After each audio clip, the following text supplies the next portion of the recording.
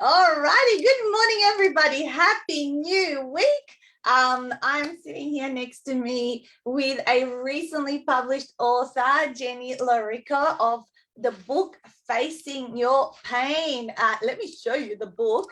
A beautiful book. I love this cover. The physical, the psychological, and the emotional. Thank you so much, Jenny, for joining me. And I can see your banner there behind you.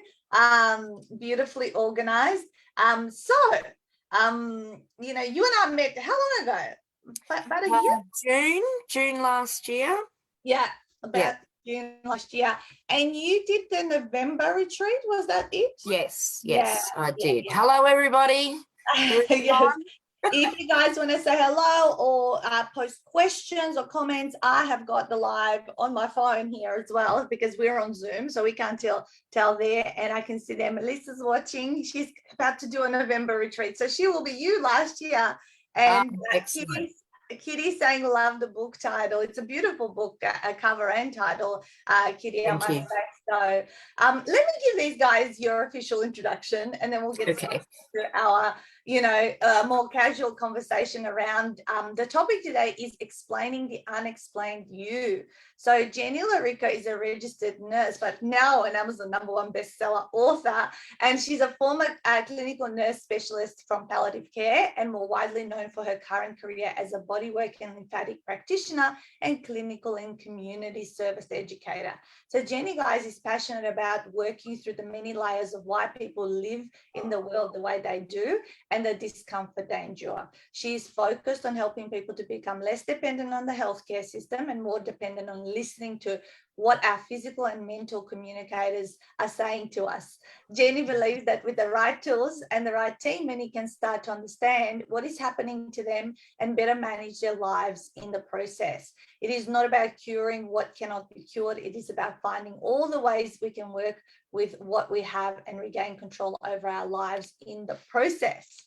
All right, Jenny. So that's quite a big kind of undertaking that you've been doing. So how long have you been pondering or working in the bodywork and lymphatic side of things, and then how long have you been thinking about writing this book?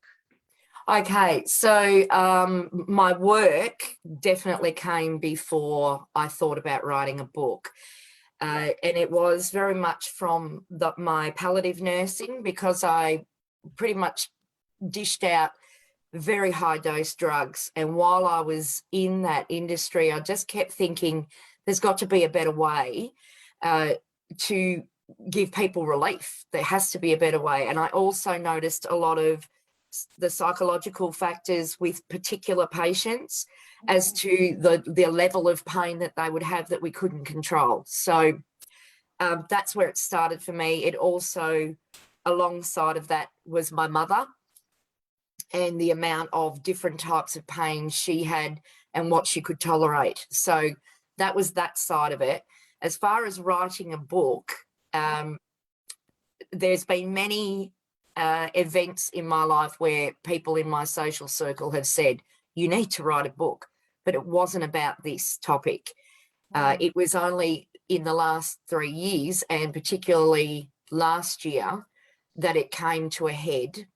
And then as things happen, this is the way things happen. As this was going on, your ad popped up for the first time, and I just hit the button. Yeah. And that's how it started. That then I made the decision that yes, I'm actually going to do this. Yeah. So that's how it unfolded. And particularly in my clinic, there's so many people that are coming in with the same thing, saying, I've had investigation after investigation. They keep telling me there's nothing wrong, but I know that there is. So their body was still telling them something's not right here, despite being told that there were things, that there was nothing. There was nothing happening. So, yeah, you need to delve a bit further into it. Yeah. So they're the reasons that I've written the book. I love that. So let's talk about, some of the stuff that we can get from reading the book.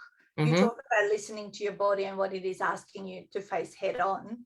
What does that mean? What does that mean? Tell me about that. It means that everybody has your body is an amazing machine. Your mind and your body are an amazing machine. So they will do everything they can to allow you to survive.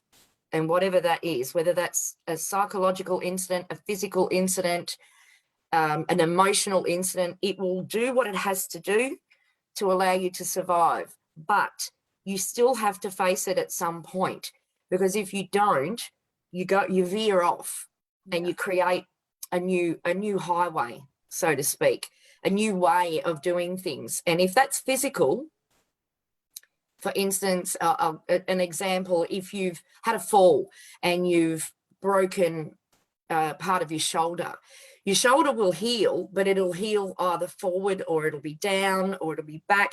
So there'll be certain restrictions on what you can do, because you've had an injury and you've also got scar tissue in there from surgery, whatever you've had done to get it fixed. So your body then it sets itself so that you can still go to work and you can still lift what you need to lift. But over years and years and years, it'll stop being able to do that properly, and it will actually then cascade down. So then you'll have things going on with your hips or things going on with your feet, your knees, and sometimes it's just because of the shoulder, because it hasn't been corrected in the first place. So that's a physical example of not actually thinking you're facing something, but not actually rehabbing it. Yeah. The same thing happens psychologically. You have your mind is kind, and I do speak about that in the book, where it puts things away so that you can deal with your life. But it has to come forward at some point. It has to come forward. And this is why we have a lot of substance use, and that can be pharmacological and non-pharmacological. So, illegal substances or legal. Yeah. So then you're down in a whole other area, and then your behavior impacts. So it's like a snowball effect if you don't face it in the first place. So you can take your time, because some things are so raw that you can't process them, but you have to at some point, whether that's physical, psychological, or emotional. So in the book, I've separated the three of them for the simple reason of the fact that people can make a choice as to which one they want to read or they're ready to read. Yeah. And if it clearly heads it's psychological, or it clearly heads it's emotional. So if you know there's something you don't want to go to straight away, you can leave that bit and focus on what you're ready for first. And that's why I've done, so with this book, there's also a companion journal. Great. So people who read the book, then when they're ready, they will do a companion journal, and it has a series of questions that you then answer, and it's only for you, so that you can start to actually acknowledge, okay, this is why I always had this pain here whenever this was happening. So you start to actually track the patterns, and that way then you can start breaking them.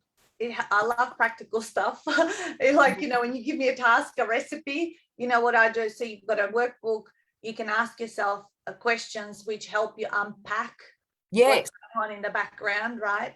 And in itself, that's part of the healing, right? Yes, it is, because then you start to work it out for yourself. You're not relying on going to a health professional and saying, you need to fix me. You have to be able to, they're there as a guide. And you also need to be able to work out which professional you need. So let's talk about that. Who is the right person? Because sometimes we do need professionals, like as much as we think we'd love to solve our own problems, sometimes a different perspective or a different question from a professional really makes a big difference. You got them as a support system. Yes, and that's exactly what they are. They're a support system for you. So you still are the person who needs to be driving this. And that has its own unpacking, because you may, for instance, you might be going for massage, but it is a skeletal problem. So you need to go to a chiropractor or an osteopath. And you may go to one and don't get the results you want. That doesn't mean that you don't need skeletal work. It just means that you haven't connected properly with that particular chiropractor. So you have to be able to find your team. And when you find your team, then you work out, okay, I only need to see this person maybe every 6 weeks. And in between, every 4 weeks, I see this person. And in between that, I'm doing stretches, I'm going for a walk, I'm doing my homework. Yeah. Because you have to be part of the team. You're not separated from it. So, and that's the same for the people who are your team. They expect that you're going to be doing things in between. And that's how it works. Well, isn't it like it's probably 80 to 90% on you? Yes. And then, because you're only spending a tiny percentage of time with your team that are your support people. This is what I also say about my authors. I can be their support person and their person to write their book, but they have to go and action, you know, the things I tell them work to leverage their books. And, you know, and it's like no one can do it for you. You know, we're all responsible for taking the actions and maintaining our health and all that kind of stuff. And I guess we live out with ourselves 24/7. So that's right. Probably even 99.9% of the time we have to follow the guidelines if we want to have the, you know, the results of health and well-being, mentally, psychologically, emotionally, as you say, physically, and all that sort of stuff. So so what about, you say, watch yourself for the answers and to assess progress with your journey. So how do we know we're progressing? You know that you're progressing. So the joy of having your right team is the less you need them, the more you're progressing. Yeah. So that is from all aspects. The other thing is you'll catch yourself. So there's a saying, once you know, you can't unknow. Yep. And that is exactly the way it is. You will then make conscious choices not to do the work. But it won't be that you're not doing the work because you didn't know that you needed to. So when you start catching yourself and thinking, oh, this is why now I'm experiencing this because I haven't been doing this, or I've been doing too much of that. That's when you're progressing, because your brain is actually alerting you and going, you know, because you had too much champagne the night before. This is why you feel like this. Yeah. So, or, you know, I have a headache now. Am I dehydrated? So for you to actually start thinking that way, rather than I need to take Panadol, that's when you're progressing.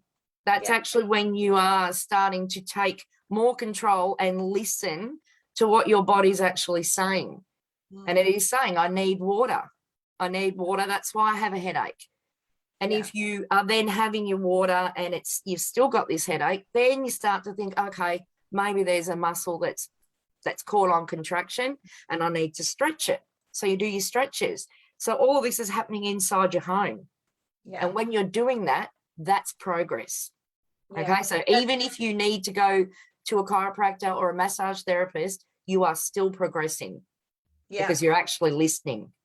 Does that make sense? Yeah. You bring self-awareness, but you're also diagnosing from a more natural perspective rather than needing to go to substances and Panadols and all that kind of stuff, which is, And I, since my first child was born, we have a regular chiropractic adjustment every month with all my kids. And that's for being proactive and maintenance rather than fixing what originally started off with the left shoulder pain from carrying the baby on the left-hand side all the time. Yes. And then, you know, kind of I learned a little bit more about the, you know, the modality or the, you know, chiropractic. And I was like, oh, yeah, this makes sense. And we've been fit as, you know, and healthy. My kids have never taken antibiotics, very, very rarely a Panadol. You know, probably could count it on less than two hands how many times we would have had that since, I guess my son's nearly 13, so we've been going for 13 years. Yes, exactly. Exactly. That's exactly what I'm talking about. You have your team, and you know when you need your maintenance, and then the rest of your life you can live a great life. Yeah. Rather than having to be so dependent on appointments. Yeah. And that's in my clinic, the happiest I am is the least time I see my clients. Yeah. Because I know in between that they're on that maintenance run and they don't need me. I love that. Yeah, I love it. And it's so many different things you can implement. Like we've got chiropractic, my diamond painting that I like is how I meditate, then, I've got 2 PT sessions every week. She's part of my team, my personal trainer, and, kind of all of those things, they just become part of your routine. But I'm curious about your work. Tell me, why do people come to see you? Why would we see you as an expert? What do you do with people? What do you do to them? What do I do with people? Well, I basically, in my area, the location where I live, I'm probably one of the few people that has a medical background as well as complementary background. So I deal with a lot of chronic illness. As a result, a lot of my referrals are chronic illness. And I do like working with those people because they're multi-layered. So because I have my nursing background, because I have my palliative background, because I do, I do remedial massage, but I very rarely do it. I don't do any modality as one thing. So whatever the tissue is that I feel, I will work the tissue the way it needs to be worked. So if there's fluid there, I will drain. I'll do the drain. If it's rock hard and I just cannot get through the tissue, I'll either use dry needling. Which is sort of like an acupuncture, but it's very much focused on, dry needling.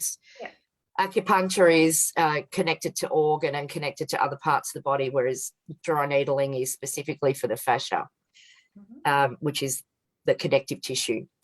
I also do myofascial cupping when I think the tissue it's not the muscle, it's actually the tissue above it. So that works the opposite way. So you're pulling the tissue up and stretching that out because it's like webbing. So if the webbing gets caught, it feels like your muscle, you've got something wrong or you've got a tear, when it's not that at all. So it really is whatever I think. So if someone comes in and they are buried in grief, I won't do any of those things. I will do I will do lymphatics because it's very gentle, but I'll also do a bit of energy work with them. So Chiron is what I have studied. So it's just more clearing energy. And there is a lot that goes on in the solar plexus from other people. So sometimes it's not even your own. It's the amount of people that you've been involved with. It sort of tends to hook them in. So I do a lot of clearing work with those sorts of people. So it's very much based on who is coming in that door as to what I do with them. But I usually say at the very beginning, I have a lot of modalities. So if you're happy, I'm going to do what I feel I need to do with you. But if it's needling and things like that, I will say, this is what it looks like, and are you happy? Because needles are a little bit different. Scare a lot of people. Yes. And with scar tissue now, I'm doing a lot of work with scar tissue, and I have a laser, TGA approved handheld laser machine that's infrared, and it works on a cellular level to repair the cells at a deeper level. So that's probably in the last 3 months. I've done the training for that, and I've now been using it for people who've got a lot of scarring. So mastectomies in particular, I'm working with people who've got cording from having mastectomies at the moment. For breast cancer. Wow. So you customize the various modalities that you've been trained in and you've worked with for many, many years, and you'll customize it to, mainly chronic pain patients. or people who come and see you, and you know, and your best outcome is so they stop seeing you and never need you again. Yeah, that's right. Beautiful. Yeah, beautiful. You're based in Melbourne, aren't you? I'm based in Warrnambool. Oh, Warrnambool. Oh, Yeah. I didn't know. Because we met online. I guess when you meet people online, you kind of, even if they're, because we work in US and Canada so much, even when I jump online, I don't feel those guys are that far away. Yeah. And, so do you see people, obviously with your work, it has to be kind of hands-on, but can you do any stuff online? Well, I have recently with a gentleman in Brisbane. Yeah. And that was very much a trial run because he had just had radiotherapy, so all of his neck was swollen, and it worked. I was sort of doing the movements and getting him to do the movements, and he's fine. I don't need to see him anymore. So that was 4 weekly sessions. Yeah. And he did his homework. He was doing it at the poolside. He was doing it wherever he was.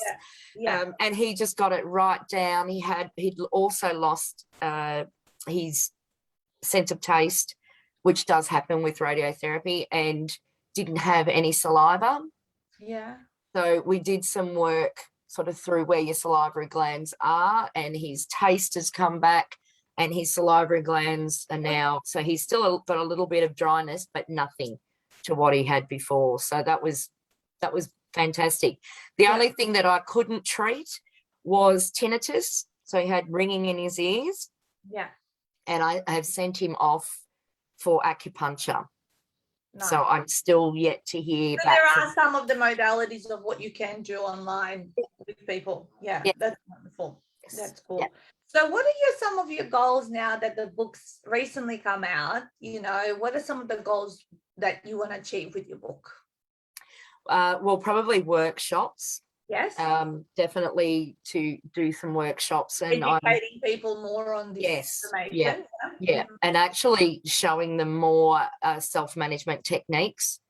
Of things that they can actually do. And it's really no different to what I do with my friends when we're together.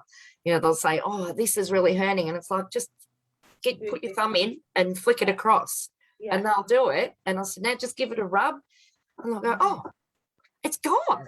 It's like, see, you didn't need to see anyone. Things like that. I've just started writing the second manuscript. Excellent. So that's an online course. I reckon you should definitely, if you're going to run a workshop, there's obviously a workshop can be recorded and, you know, presented as an online course. Well, that's true. That's true. Yeah. I just have to work. Throwing ideas because I immediately am thinking, you know, how can you, you know, if you run an event, you film it, get someone to film it and record it, and you split it up into little modules, and then you can upload it and have it as an online version. Then literally globally people could access it. Yeah, that's true. That's sorry, my business brain comes on. Yes, it's about what next. Now, what's the next step? You know. It is hard. It's hard to switch your brain when you're a bodywork person, when you're so used to hands-on, to switch your brain into how's this going to work virtually. Yeah, because I want to encourage you. Warrnambool is not a main city. You know, like it's not I mean, I've been there before. It's beautiful. But I know it would be very limited to the people who can physically come and see you. And I think, you know, writing a book, all of us, we want to make a worldwide difference to people with chronic pain and all that sort of stuff. And yes, you'll run workshops and see people face to face. But once again, you know, if you want to go wider, you've got to travel out and stuff like that. So I'm just thinking, you know, other ways could be that you could run the workshops also online. Yes. Well, I'm actually getting everything ready to do a tour next year. Nice. Well, I can't wait to do my return tour. Like, you know, like the singers, like I haven't toured for 2 years. It's not going to be the return. I love it. Tell me, Jenny, how did you find the process of writing the book? I mean, you know, you. Yes. Well, when I went to the November retreat, I had not put pen to paper. So I hadn't written the manuscript at all. Had you done the prep? Had you done I had done the prep, yes. Yeah. Mm-hmm. But even the prep changed. As I was writing it, that it changed. Yeah. And it is very much like a Pandora's box. So for anyone who's going into the retreat, you will have preconceived ideas about how things are going to be. But once you're in it, it is a completely different story. And that's why I've gotten clever with this time. So I'm writing the manuscript. Yeah. Then I'm going to sign up to say, right, I'm doing the second book. So then, because you don't realize when you've never written a book how much goes into it outside of the manuscript. And then how many times you look at the manuscript and think, that's not actually what I want to say. And then you change it. So the fact that there was deadlines, which I absolutely need, is deadlines. It just kept me on track, just kept me going with, right, I need to get this done. I need to allocate time because I teach outside of my clinic. I was not giving myself time, and then it actually made me acknowledge. So there's a lot of psychological stuff that goes on with this. It made me acknowledge how busy I had made my life, for how long I've made it busy for. Yeah. That had nothing to do with me. It had to do with whoever I was working for. Yeah. So once I started writing this, then I realized that I was trying to cram it into little spaces on the weekend, and thought, this is not what I want anymore. So it kept me on track, but it also made me understand the track I'd been on as well, and what I'd been doing to myself. So it healed me while I was trying to write about helping other people at the same time. Do you remember me saying the phrase, writing your first book is not about the book, but about the person you become at the other end of it? Yes. Do you remember me saying that? Yes. Yeah. Would you agree now with that quote that I'm famous for saying? Yeah. Yeah. And oddly enough, it's very similar to what I say the first day with my students. This is the course that you think you want to do, but this course is actually going to change who you are. Just when you're in it, you don't realize that's what's going on. Yeah. So for everybody who's going into the retreat, absolutely fantastic education, really good training on this is where this is, and if you need this, and they will answer everything. Like I did mine in November last year, and I still send emails saying, what do I do with this? And straight back, you get something straight back. And Nat has done a brilliant, very clever job of having teams that are not in this country. So they answer while they're asleep. So you can send an email, and an email will come back at 11 o'clock at night, and you're thinking, God, I was expecting that to be answered tomorrow. And it's been answered, by Lendy. So well, we do have a bit of an attitude of inbox zero. We don't want, on business days, we do. I try to tell my team, don't answer emails on the weekend. Have your time off, because, we need to put some boundaries as well. But that's kind of our style. We don't want you guys to ever feel like you're waiting. This journey has a lot of steps, a lot of details. And we want to make sure that, we service you. And this is why we end up working with you guys on books 2s and 3s and 4s or whatever. One author, I'm up to book 5 with him. And so, it's a wonderful way to, just get to know each other and be in each other's lives, and seeing you guys progress. I can't wait to interview in 12 months' time and see where everything's at. Yeah. Yes. Yeah. I probably won't be in Victoria. Oh, where are you going? Where do you think you'll be going around Australia? Oh, you're going to be traveling. Well, there you go. That's why you need to be more online, and of course touring, as you said. So that's wonderful. Well, let's tell people where they can get your book. So guys, I'm going to show you Jenny's book. So this is once again her book, Facing Your Pain, the Physical, the Psychological, the Emotional. And I'm going to show you now where you can get it. Actually, I think I'm going to bring it up again. because I shut down the internet, but it's back on. Actually, I'll show you guys her website. And Lindy, who's watching this live, she'll post the link directly into the live. So genoatherapies.com, as you can see here, and you scroll down the page and you can find her book, and you can click on that little button there. So genoatherapies.com, JENOAH therapies. So for those of you that may be listening to this as an audio interview, so and if you buy it from Jenny's website, of course she'll sign it for you. Otherwise, you can also find this book on all your online resellers like Amazon, Barnes and Noble. It has been distributed out. So really appreciate your time today, Jenny. I think you've done an amazing job. I look forward to seeing the journey unfold, following you like we all do, you know, social media, what your movements are. But congratulations. Oh, thank you so much. I would not go to another publisher. I wouldn't. I'm very, very, very happy with everybody and everything that they've done for me. We appreciate So, you. yes. So stay tuned for the next book. Will be Sticks and Stones. It's called.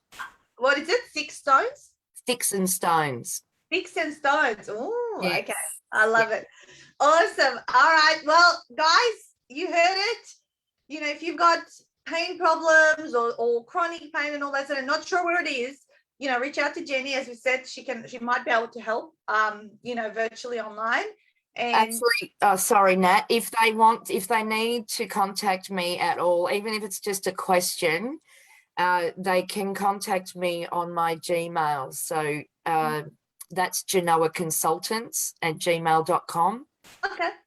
Perfect. So the same spelling as the Genoa, but instead of therapies, consultants with an S. Yeah. So if you've got a question, I will try to answer it. Okay. I love it. Thank you for your generosity, and have an amazing week, everyone, and smash it out. Yes. See you guys. Smash it out. Bye. Bye.